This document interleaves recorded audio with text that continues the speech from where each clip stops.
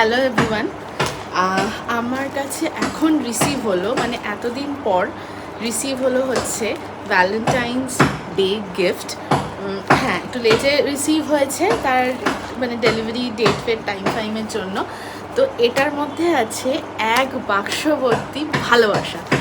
এক বাক্স ভর্তি ভালোবাসা আমি কেন বলছি সেটা কিন্তু জানতে হলে পুরো ভিডিওটা শেষ অবধি দেখতে হবে। আর এটার মধ্যে কী কী আছে চলো এটাকে আনবক্সিং করি আর তোমাদের সঙ্গে কিন্তু শেয়ার করি।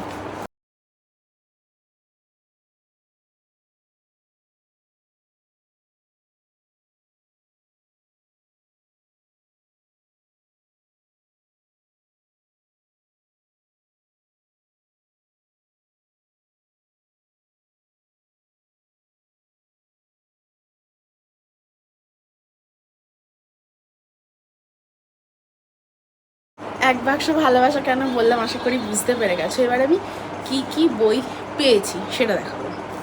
সেটা হচ্ছে এগুলো, চিত্তচিরে চৈত্র মাস, ঠিক আছে। এটা হচ্ছে মম সাহা লেখা, এটা একটা বাংলাদেশি প্রেমের উপন্যাস। অপেক্ষা হুমায়ুন আহমেদের, এটাও একটা প্রেমের উপন্যাস বাংলাদেশের। খড়কুটো বিমল করের। আর অন্নবসন্ত সুচিত্রা ভট্টাচার্যর।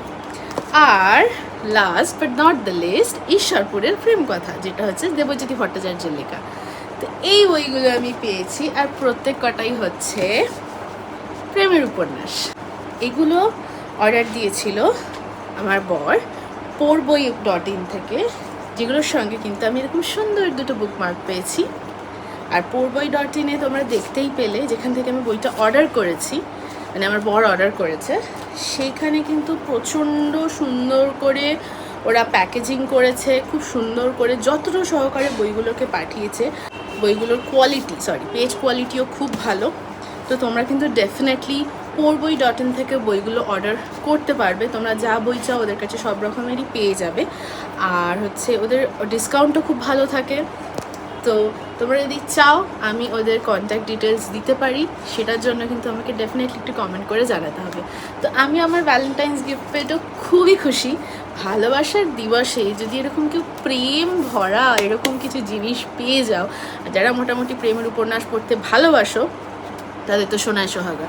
তো আমারও তাই। তো চলো এই বইগুলো পড়বো। আর তোমরা যদি কোনো বইয়ের কিছু জানতে চাও আমাকে জানিও, আমি ডেফিনেটলি সেগুলোর বিষয়ে তোমাদেরকে বলবো। তো চলো, টাটা।